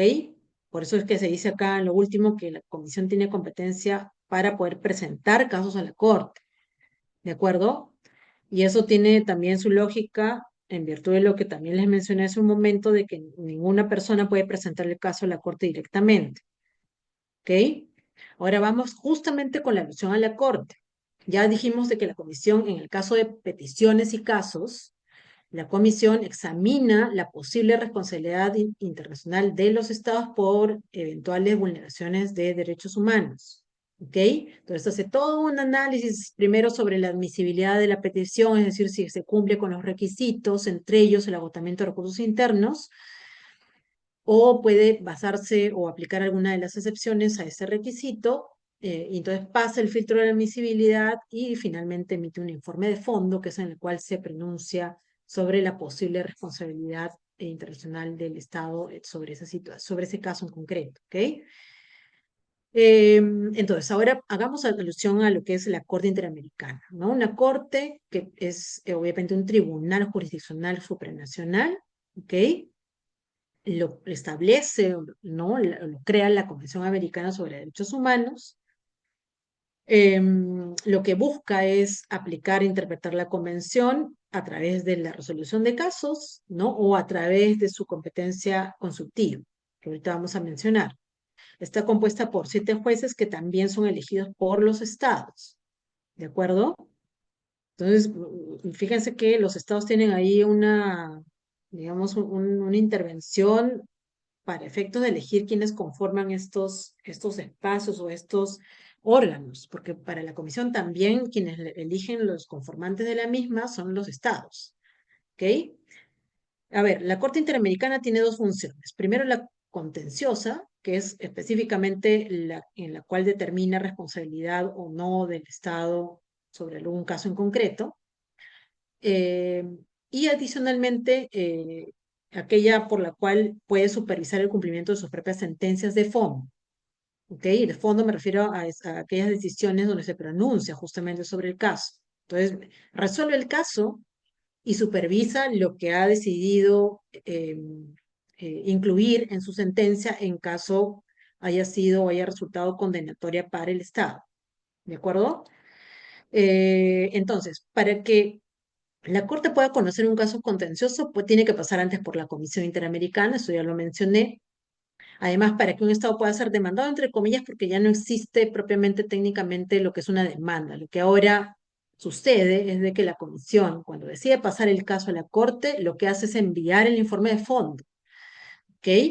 Y sobre eso, la Corte se va a pronunciar eh, sobre lo que alega la comisión, y también las víctimas, presuntas víctimas, van a tener la posibilidad de incluir o de enviar a la Corte el llamado escrito de solicitudes, argumentos y pruebas. ¿Ok? Porque una vez la comisión le pasa el caso a la Corte, ahí sí que se activa la posibilidad de que la persona o grupo de personas involucradas en el caso puedan tener, digamos, un espacio en el marco del proceso ante la Corte y presentar escritos, presentar posibles declaraciones, ¿no? Medios de prueba, pueden participar en las audiencias, etcétera. Tienen un espacio bastante activo en el cual pueden estas personas presentar lo que consideren ante la Corte Interamericana, ¿ok? Pero para esto, ¿qué es lo que el Estado tiene que realizar? Dos cosas concurrentes, ¿ok? Primero, que ratifique la Convención Americana y en segundo lugar, que declare expresamente que acepta la competencia contenciosa de la Corte. Si no ocurre lo segundo, pues lamentablemente la Corte no va a poder intervenir, ¿de acuerdo? Por eso digo que son concurrentes, ¿ok? Entonces, el Estado peruano ha hecho las dos cosas, por eso es que tenemos varios casos ahí resueltos y algunos que están en trámite aún por resolver. ¿Ok? ¿Qué estados han aceptado esa competencia contenciosa? 20. Entre ellos, ahí estamos nosotros. ¿Ok? En cuanto a la competencia consultiva, es aquel procedimiento que utiliza la Corte para poder absolver consultas que le formulen los estados miembros de la OEA o algunos otros órganos que la conforman, entre ellos la Comisión Interamericana, por ejemplo. Varias veces ha presentado eh, consultas a la Corte para activar su competencia consultiva. ¿Ok? Entonces, ¿qué hace en el marco de esa competencia la Corte? Analiza la compatibilidad de normas internas con la Convención y sobre todo, porque en la gran mayoría lo que hace es lo segundo, es interpretar la Convención Americana u otros tratados interamericanos, ¿ok? En cuanto al contenido de algunos de los derechos, por ejemplo, que están incluidos dentro de la Convención, ¿de acuerdo? Entonces, por ejemplo, en el marco de la consultiva, la Corte ha emitido opiniones consultivas sobre el derecho al medio ambiente, ha emitido la opinión consultiva con relación al matrimonio igualitario, ha emitido opiniones consultivas sobre em, las garantías judiciales, sobre la colegiatura obligatoria para los periodistas, donde hace toda una alusión al tema de los alcances de la libertad de expresión, y así con varios temas que han llegado en consulta a la Corte Interamericana. ¿Ok? Una de las últimas que ahorita mismo está en trámite es una concerniente a los alcances del llamado derecho al cuidado. No sé si han escuchado sobre esto, pero es básicamente atiende hacia este derecho que las personas tienen para recibir cuidados, para brindar cuidados y para autocuidarse. ¿Okay? Y todo esto, ¿cómo es que tiene también en su análisis práctico una diferenciación de cómo es que se ejercen estos cuidados entre hombres y mujeres, ¿no? Y hay cifras que lo demuestran de que son las mujeres quienes destinan la mayor parte de sus tiempos para poder brindar cuidados a otras personas. ¿Y cuántas horas le representa esto si hacemos una sumatoria de esos tiempos, que a su vez son no remunerados, a nivel o en un periodo, o en el periodo de un año, por ejemplo, ¿no? A diferencia de lo que le destina un varón para poder realizar esas mismas labores. ¿Ok? Entonces, esto es solamente una parte, ¿no? De las cosas que se ha puesto en consulta en la Corte. Entonces, la Corte ahora va a tener la oportunidad de pronunciarse sobre esto próximamente, esperemos que muy pronto, para ver más o menos los parámetros o estándares que va a establecer en torno a este tema. ¿De acuerdo? Ah, bueno, y las medidas provisionales que son similares a las medidas cautelares, ¿ok? Solamente que acá la intensificación de la gravedad de urgencia es un poco más elevado, a diferencia de las medidas cautelares que puede emitir la Comisión Interamericana, ¿ok? Y siempre tiene que estar ligado adicionalmente a un caso que la Corte haya visto, ¿de acuerdo? O que la Comisión le presente alguna situación. Ya, a ver, entonces aquí vamos rápidamente al control de convencionalidad. Yo voy a pasar también por un tema de tiempos, aunque todavía tenemos ahí un espacio de unos 15 minutos, entendería, pero vamos a hacer alusión, digamos, en lo suficiente para que podamos un poco recordar a qué nos estamos refiriendo con esto, ¿no? Y les voy a mostrar un poco unas tres sentencias para poder ver ahí cómo ha ido manejándose y abordándose lo relativo al control de convencionalidad por parte de la Corte Interamericana, ¿ok? Y todo empezó con Almanacía de Arellano contra Chile, en la cual la Corte hace alusión directamente al control de convencionalidad, mencionando de que le corresponde al Poder Judicial ejercer este control entre las normas internas que se aplican en un caso en particular y la Convención Americana de Derechos Humanos. Entonces, lo que tiene que analizar es qué tan compatibles son esas normas internas con lo que establece la Convención Americana sobre Derechos Humanos.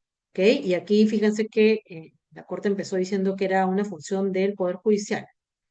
Luego, en el caso de los trabajadores cesados del Congreso, añade el tema de que ese control eh, debería ser ex oficio, ¿no? Es decir, que no debería el Estado esperar que un particular, una persona, ¿no?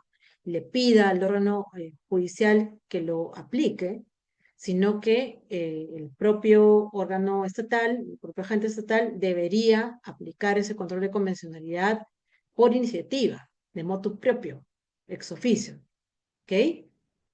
Después de eso, viene Hellman contra Uruguay, y ahí lo que dice la Corte es de que ese control de convencionalidad es una función y tarea que le corresponde a cualquier autoridad pública y no solamente al Poder Judicial, con lo cual estamos hablando acá de la posibilidad de que cualquier agente del Estado tenga que ejercer el control de convencionalidad. ¿De acuerdo? Y luego viene este caso Petro Urrego contra Colombia del año 2020, donde establece de que es una obligación propia de todo poder, órgano, autoridad del Estado, pero y acá pone en el marco de sus respectivas competencias y de las regulaciones procesales correspondientes. Con lo cual, eh, algunos, digamos, estudiosos de la jurisprudencia de la Corte, lo que denotan es una precisión que hace la Corte con relación a quienes pueden ejercer el control de convencionalidad. ¿Ok? Entonces, ahí lo que se tiene que ver es si efectivamente ese órgano tiene la competencia para poder efectuar ese control y también la regulación procesal que justamente establece esa competencia. ¿Ok? Del Poder Judicial no tenemos duda de que puede ejercer control de convencionalidad. El tema sería con otros órganos del Estado. ¿De acuerdo? Entonces, eso un poco denota este cambio o este avance en cuanto a los pronunciamientos del control de convencionalidad por parte de la Corte, ¿ok? Donde primero se dice que son jueces, luego órganos del Poder Judicial, de ahí órganos de Administración de Justicia, que incluye más allá de los magistrados, de ahí todos los órganos, de ahí todas las autoridades y todos los poderes, pero de ahí en el marco de sus competencias, ¿ok? Esto es como un dato, digamos, un dato aparte, ¿ok? Pero en cuanto a lo que corresponde a netamente el contenido del control de convencionalidad, nos estamos refiriendo específicamente a poder verificar la compatibilidad de la normativa interna o de actos emergidos de seno nacional, ¿ok? Con la Convención Americana de Derechos Humanos o sobre Derechos Humanos, la jurisprudencia de la Corte y otros tratados interamericanos. Entonces, eso es el parámetro de referencia para ejercer el control de convencionalidad. Este control debe ejercerse ex oficio. ¿Y qué puede suponer el realizar el control de convencionalidad? Suprimir normas contrarias a la convención, la interpretación que se realice respecto de un caso de conformidad con la convención, dependiendo de cuáles son las facultades de cada autoridad pública. Esas son cuestiones que podrían surgir a propósito de la realización del control de convencionalidad. Y cuando resolvemos un caso en concreto, obviamente allí es determinar si hubo o no una afectación de derechos fundamentales, por ejemplo, ¿no? Cuando se realiza este control por parte de, por ejemplo, la Judicatura Constitucional, ¿ok? O cuando por ahí se determina de que hay una normativa que no es compatible con algún estándar internacional y el juez decide aplicarla, ¿de acuerdo? Ya, eso con relación al control de convencionalidad. Ahora ya para ir eh, ya en la última parte de lo que supone esta sesión, algunas temáticas relevantes en derechos humanos por parte de la Corte Interamericana, ¿ok? Y hay otros que están por venir, seguramente están todavía ahí en trámite, pero nada, estaremos atentos a ver a qué va a decir la Corte en torno a estos. Pero a ver, veamos lo que ha venido, en todo caso, planteándose a nivel de la Corte Interamericana. ¿ok? Entonces, quería compartir con ustedes primeramente este caso de Manuela, caso Manuela y otros contra El Salvador, ¿ok? Un caso que involucra un asunto concerniente al aborto, ¿ok? No propiamente sobre el hecho de que la Corte se haya pronunciado sobre la convencionalidad o no de esa figura, pero sí con relación a las implicancias que se pueda generar a propósito de la penalización del aborto en su total dimensión, ¿ok?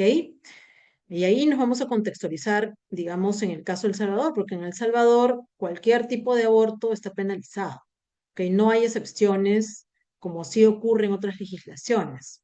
En el caso peruano la única excepción es el aborto terapéutico, pero en El Salvador ni eso se tiene como excepción, ¿ok? Y entonces a esas mujeres se las procesa penalmente y se las puede, pues, privar de libertad, ¿no? Entonces, la Corte justamente parte de una alusión al contexto que existe en El Salvador en torno a la situación de las mujeres, ¿no? Y acá la Corte hace alusión a quienes han sufrido emergencias obstétricas en El Salvador, es decir, aquellas pues, mujeres gestantes que han sido atendidas por centros de salud o entidades de salud en El Salvador.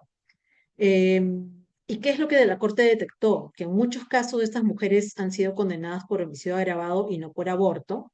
Y esta distinción lo que acarrea es de que estas personas, otras mujeres, finalmente, si son condenadas, tengan una pena privativa de libertad de entre 30 y 50 años de prisión. O sea, imagínense más o menos, ¿no?, la situación que estaría ocurriendo en El Salvador justamente por esta decisión del legislador, primero de criminalizar o de penalizar todas las figuras del aborto en San Salvador, y en segundo lugar esta decisión de condenar a las mujeres por homicidio agravado, ¿ok? Y este tema también de que cuando suceden este tipo de atenciones médicas para las mujeres, ¿ok?, gestantes y que finalmente pues vienen en una situación en la cual no, básicamente ya están perdiendo eh, al- la gestación, o sea, ya están en un proceso de aborto, ¿ok? Lo que sucede con frecuencia es de que ese personal médico denuncia a la mujer, ¿no? Entonces, la atienden, sí, pero la mujer ya sabe de que lo que le viene es una denuncia penal. Por eso es que hay muchas que no prefieren no ir a centros de salud porque temen de que luego después sean investigadas, procesadas penalmente, ¿de acuerdo? Y en su mayoría estas mujeres son de escasos recursos, provienen de zonas rurales y tienen un bajo nivel de formación escolar, ¿ok? Ya, eso es más o menos el contexto, un poco ahí comentándoles esta situación, porque de hecho esto todavía sigue siendo materia de debates a nivel de las legislaciones comparadas, ¿ok? Pero aquí, como les digo, la Corte se enfoca justamente el tema de la penalización, ¿de acuerdo? Y el procesamiento de estas mujeres, ¿no? Y principalmente, obviamente acá direccionado a Manuela, ¿no? Pero también esto pues tiene un replique para las mujeres en una situación igual o similar a la de ella, ¿no? Entonces, esta mujer llegó justamente con un diagnóstico de preeclampsia grave, fue atendida, ¿no? Finalmente perdió al niño, o ya lo había perdido. Y como tenía una hemorragia muy, muy intensa, es que un familiar de ella la lleva al centro de salud, ¿ok? A pesar de que ella no quería, pero finalmente la llevan. Ahí es donde ocurre toda la situación, ¿no? Y donde finalmente esta mujer es denunciada, le abren una investigación, y en el marco de esa investigación, y principalmente en el marco del proceso, es donde la Corte detecta la utilización de estereotipos de género en la investigación, porque finalmente lo que venía ocurriendo en su caso particular es que los órganos de administración de justicia, primero a nivel de la fiscalía y luego con la intervención de los jueces, es la utilización de prejuicios sobre la culpabilidad de Manuela, ¿ok? Em, Basándose, y acá lo dice la Corte, ¿no? Basándose en ideas preconcebidas sobre el rol de la mujer y la maternidad, estereotipos que condicionan el valor de la mujer a ser madre, y que impone la responsabilidad a las mujeres de, sin importar las consecuencias, priorizar el bienestar de sus hijos, incluso sobre su bienestar propio. Entonces, si uno revisa la fundamentación que utilizan eh, la judicatura, en este caso de El Salvador, la interna, es lo que la Corte evidencia eh, en esas consideraciones que se encuentran incluidas en esos pronunciamientos judiciales. ¿Ok? Porque lo dice, digamos textualmente, incluso no lo he puesto acá para citarlos, pero para poder explicar o para poder justificar la condena, está allí explicitado este tema de que Manuela debió haber tenido tal o cual conducta en su rol de madre y demás, ¿no? Entonces, por eso es que se detecta la utilización de prejuicios o estereotipos en contra de esta mujer, ¿no?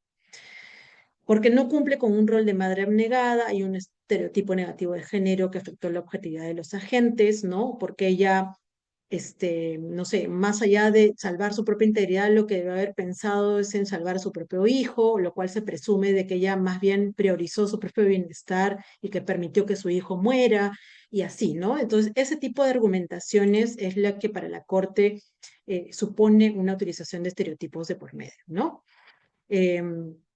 Bueno, entonces eso, por ejemplo, está aquí en la parte final, ¿no? Ya no voy a leer todo porque nos va a faltar ya más espacio de tiempo, pero básicamente son las ideas que yo he mencionado. Entonces, a razón de esos estereotipos utilizados por la Judicatura Nacional, la Corte detecta que hay una vulneración de derechos humanos en contra de Manuela, ¿ok? En contra del debido proceso, ¿no? Al cual fue sometida, ¿no? Y el tema de la debida motivación que debe haber tenido el tribunal que la condenó eh, por estar plasmado de prejuicios, estereotipos, la justificación que brindó para poder finalmente condenar a Manuela. ¿De acuerdo? Ya, listo. Eso con relación a un tema importante, ¿no? Otro tema tiene que ver con los migrantes en el sistema interamericano y la Corte se ha pronunciado en varios casos en relación a la libre circulación, al derecho a la libertad personal, a la prohibición de expulsiones colectivas. Entonces, digamos, no es que sea tan reciente, esto ya viene de hace ya unos años atrás, ¿de acuerdo? Que la Corte ya se ha venido pronunciando sobre la situación de los migrantes en la región. ¿No? Entonces se ha pronunciado, por ejemplo, en la opinión consultiva 18 sobre condición jurídica de derechos de los migrantes indocumentados, se ha pronunciado en el caso Vélez-Lor contra Panamá, se ha pronunciado ahora en el caso de Nademe Dorsema contra República Dominicana, y el caso de las personas dominicanas y haitianas expulsadas por la República Dominicana. ¿Okay? Esos son unos ejemplos de sentencias y opiniones consultivas sobre la cual la Corte se ha pronunciado sobre la materia, y aquí solamente para resumir, ¿no? ¿Qué es lo que la Corte ha determinado como garantías mínimas que debería, pues, resguardarse para con los migrantes?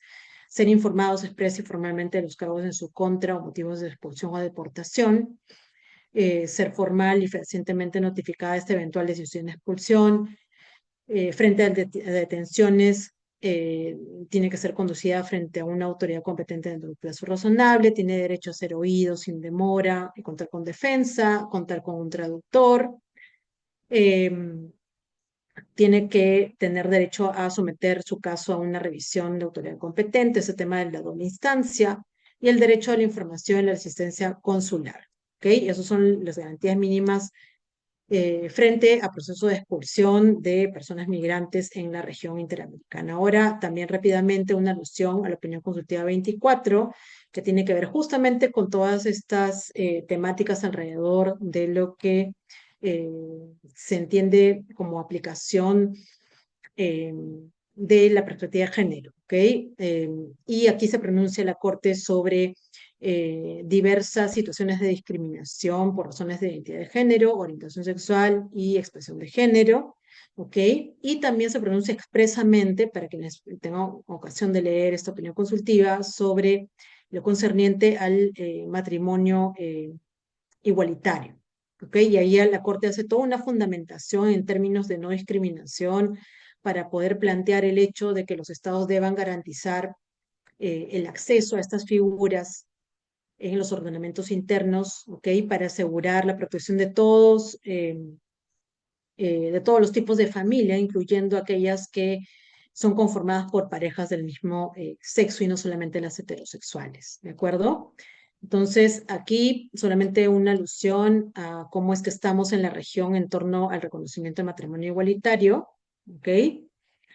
Obviamente no estamos todavía ahí nosotros, probablemente llegaremos en algún momento, pero no lo veo como una cuestión tan inmediata. Y justamente acá está un caso último que fue visto por el Tribunal Constitucional con relación a un amparo presentado por el señor Ugarteche para solicitar el reconocimiento de su matrimonio con su pareja, eh, que efectuó en el extranjero, pero que no fue reconocida en el Perú, y el tribunal finalmente pues desestima esa demanda, ¿no? Actualmente este caso está ante la Comisión Interamericana de Derechos Humanos, ¿ok? Así que es muy probable que este caso avance y pueda llegar a la Corte Interamericana también, ¿no? A ver, veamos un poco el tema de los DESCA, rápidamente también en los minutos que me queda, para poder decirles de que ahora estos derechos son justiciables directamente ante la Corte. Antes se los analizaba, pero solamente de forma indirecta, es decir, la Corte determinaba que había, por ejemplo, una vulneración del derecho a la vida, integridad, pero a partir de la argumentación uno se veía ahí la conexión que se vislumbraba con el derecho a la salud. Entonces, no determinaba la responsabilidad internacional del Estado por afectación del derecho a la salud, pero sí determinaba la afectación del derecho a la vida e integridad bajo argumentos que iban en la línea de sostener que había alguna afectación a la salud. ¿Me dejo entender? Entonces, más o menos así funcionaba un poco la lógica y eso se mira en esos dos casos que estamos viendo aquí. Y finalmente ya la Corte, en el caso Lagos del Campo contra Perú del año 2017, hace un cambio jurisprudencial y ahí es donde determina por primera vez de que el artículo 26 de la Convención Americana que establece la previsibilidad de los DES es justiciable o judicializable directamente, ¿ok? Por eso es que en este caso concreto la Corte sí determina de que el Estado es responsable por la afectación del derecho al trabajo en contra del señor Lagos del Campo en su modalidad de la estabilidad laboral y el derecho adicionalmente a la asociación, eso es otro, ¿no? Pero lo importante acá es de que hay ese giro, ¿ok? Por eso es que ahora ya la Corte se pronuncia, por ejemplo, con relación a este derecho, ¿no? El derecho al medio ambiente, derecho a la alimentación, al agua, algo que antes o años atrás no se veía, no se podía realizar, o la Corte al menos no lo hacía,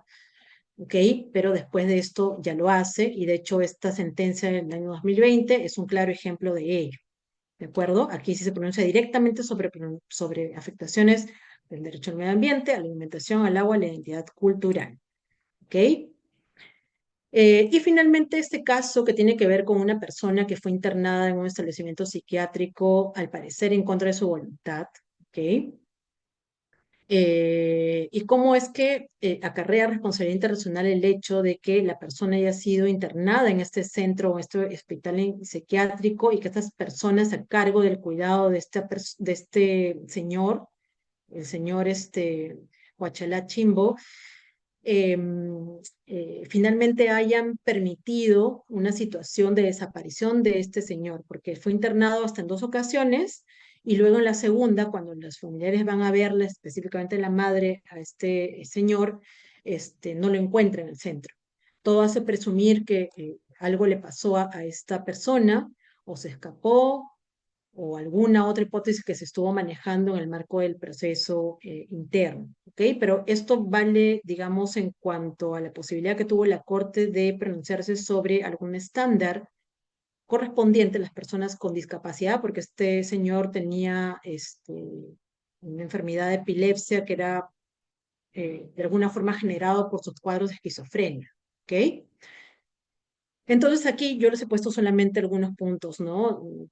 Esta sentencia es un poco más extensa, pero solamente les estoy compartiendo esto, cómo es que se debe tratar a las personas con discapacidad de acuerdo a lo que el acuerdo establecido, ¿no?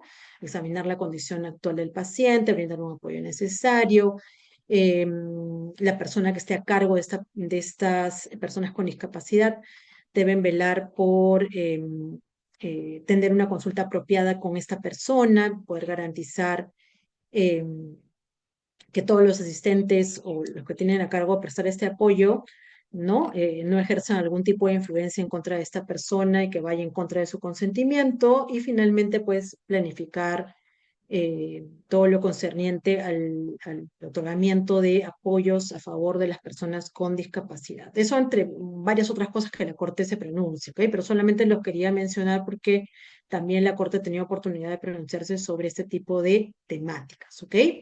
Y con esto entonces yo termino en mi exposición en torno a las últimas, digamos, temas, ¿no? De interés o de especial particularidad que la Corte ha ido pronunciándose y cómo esto tiene un impacto también para los países de la región, incluyendo el Estado peruano, ¿de acuerdo?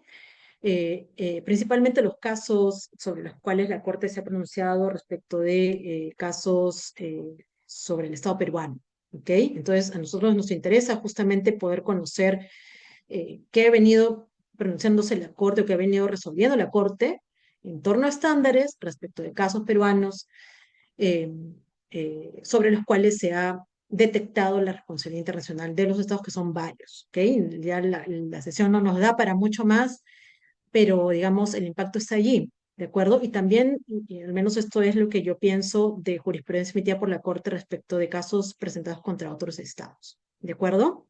Bueno, entonces con eso termino mi presentación.